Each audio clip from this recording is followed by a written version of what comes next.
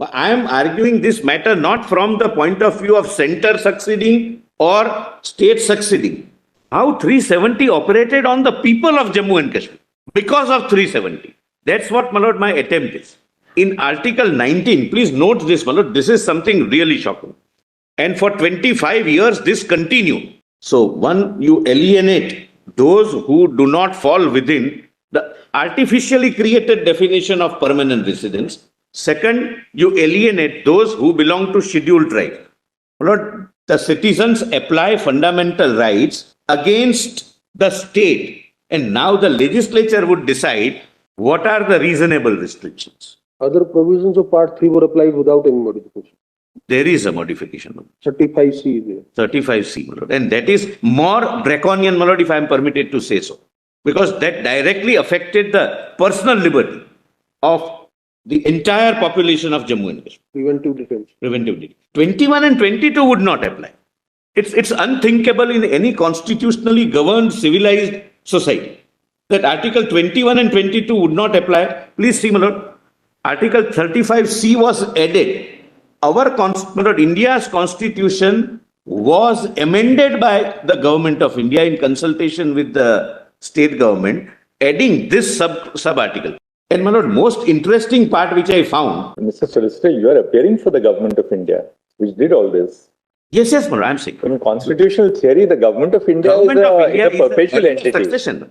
My lord, the government of India has a right to say that this ought not to have been done and correct itself, which we did. And I am justifying that correction. I am not saying that government and this government. It's our government. Because in constitutional doctrine, the government of India is one perpetual entity. Perpetual entity with perpetual succession, my lord. And therefore, my lord, the justification, my lord, which I am trying to give is that the mistake of past should not befall on the future generations. And that's why what we did in those days, I am justifying, my lord, I am justifying our undoing it in 2019. My lord, one very interesting angle I found out, my lord, while researching this on this question. My lord, in Premnath Kaul, some person was, Premnath Kaul was detained under preventive detention law. He approached this honorable court under Article 32, challenging his detention. The learned Attorney General, then, my lord, appearing for the government, took the contention that 32 petition is not maintainable because it would lie only for violation of fundamental rights, and for Jammu and Kashmir, Article 21 and 22 are not fundamental rights. Fortunately, my lord, the court did not go into that question and decided it on merits. I'm sorry, Sampath Prakash, not Premnath. That was, my lord, the position of the 35C. Fundamental rights, your lordships have said 21, 22 is the heart and soul of the entire chapter 3. That was not applicable. It could be dispensed with while making a law for detention. Then, my lord, 35A was added. Please come to, my lord, page 56. And this, my lord, if we were to believe, resulted in several consequences. Please see 35A, amended in Constitution of India only to be applied in one state of Jammu and Kashmir. One artificial class was created. A separate category of permanent residents was created, and any law which provides for this kind of special privileges would not be hit either by Article 14, Article 19 or any part of the Constitution. And that demarcating line from which date a person should be treated to be a permanent resident was, I think, 5A challenged on the ground that it violates the basic structure. 35A? It is. There are 5 petitions pending. No, but that's before that it was never challenged. They were challenged at the relevant point of time, could never be decided. Lord, kindly see, my lord, the impact of this. The cutoff date was, my lord, I am told 1927. So whoever came in Jammu and Kashmir in 1927 were permanent. That's the law. What is the provision itself? It says it not the judicial scrutiny is therefore prevented because now the impact was, for example, people from Jammu and Kashmir, people from Pak occupied Jammu and Kashmir, Pak occupied Kashmir, POK, were driven out, both Hindus and Muslims, but they were driven out in 47 during those raids. They are not permanent residents. They were not permanent residents till 2019. There were large number of Safai Karmacharis who have filed a petition, my lord, or intervention application, who were brought from other states to do, my lord, the manual work of cleanliness, etc. They are not permanent residents. They are not getting any of these benefits. Despite living for decades together, no person, my lord, beyond outside Jammu and Kashmir can acquire property, meaning thereby no investment. So from this point of view, Yes. I was just looking at the 1954 order, CO 48. Yes. That applied the entirety of Part 3 Yes. and then made certain modifications. Therefore, Article 16 applied, Article 19 applied. But now see what happens. If you look at the CO, it applies Part 3. That is Volume 3. You get it at Volume 3, page 14 months. page 14. Yes. Volume 3, page 14.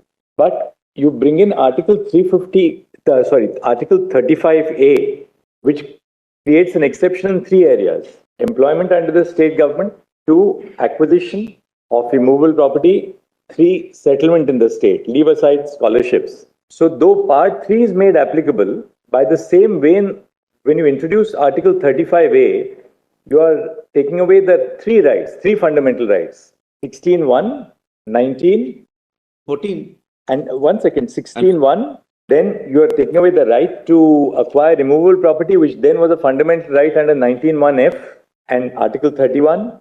And third, settlement in the state, which is a fundamental right under 19.1E.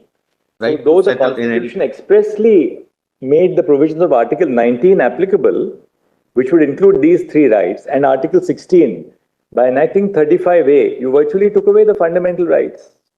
Employment is also right to life. Right, but there's a direct right under 16.1. No, employment is a separate right would fall within separate category of right to life. No, that itself was not taken away. What was taken away was employment under the state government. Because what 35A did was, it says conferring on such permanent residents any special rights and privileges or imposing upon any other persons, any restrictions.